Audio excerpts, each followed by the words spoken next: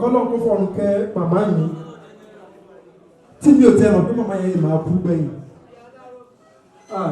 Ìyá ni o tí bá máa táyé wá ìyá yẹn ni kó tún bí mi. Bẹ́ẹ̀ ni ẹ mọ̀ nǹkan tó ṣẹlẹ̀ màmá wà lọ́sítítù ẹ̀gbọ́n wọn kàn pè mí ní Alábí ní yes mọ̀mí màmá ẹ̀ wà lọ́sítítù mo ní kí ló ṣe wọ́n wọ́n ló ní ìwọ ló fẹ́ pa owó mi ń ṣàjẹ́ ẹ̀ báwo ṣe fẹ́ parí mo bá gbéra all the way from Lagos bam Ìlọ́ra mo lọ bá wọn lọ́sítítù màmá kí ló dé Táyọ̀ Alábí so mo pé wọn ló fẹ́ pa mí mo ní kí ló dé tí mo fẹ́ pa yín wọn ló fẹ́ pa mí òun wo sinimá kan tẹ́ ẹ ṣe tí mọ́tò kékeré kan tó gbẹ bọ́ọ̀sì mọ́tò náà ló pa ẹ́ tí òun tí wọ́n sin òkú rẹ̀ mo ní màmá eré ni ìméjì mi ni mọ́tò bá èmi kọ́ ni mọ́tò bá mo ní màmá ìjẹ́ mọ̀ wípé owó tí mo gbà nínú fíìmù yẹn mọ́tò tí mo rà fún yín ara owó yẹn ni mo fi rà màá mi ní owó tí wọ́n sọ fún ẹ ló fi ra mọ́tò tó gbé fún mi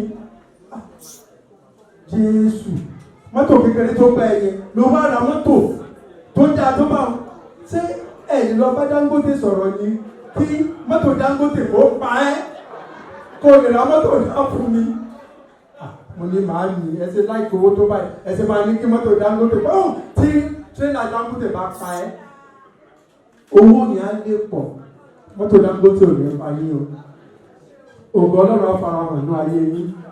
Thank you, ladies and gentlemen. Say the orúkọ tí wọ́n fi síbí báyìí. It's too much, ladies and gentlemen. If I start now, I can't end it till tomorrow morning. But a few, Adaruko. Wow, ladies and gentlemen, can you give me music and let me dance before Pastor start the music? Wow.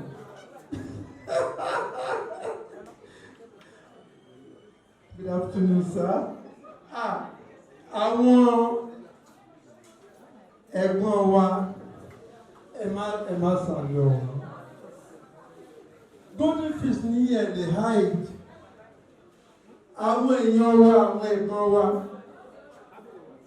Tó ṣe wípé àwọn ni òjò kí iṣẹ́ ìbàjẹ́. Àwọn yìí tí gbogbo ayé mọ̀ sí ṣékè.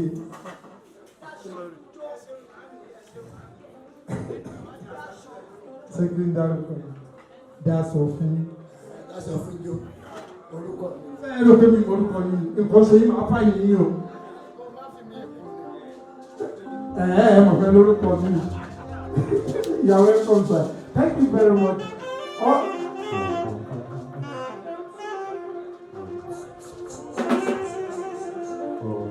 Pàṣọ sì jókòó, pàṣọ pólísì jókòó.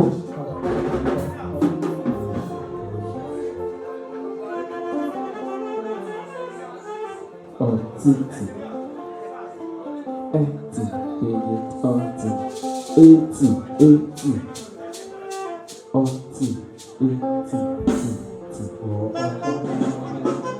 àtìtì,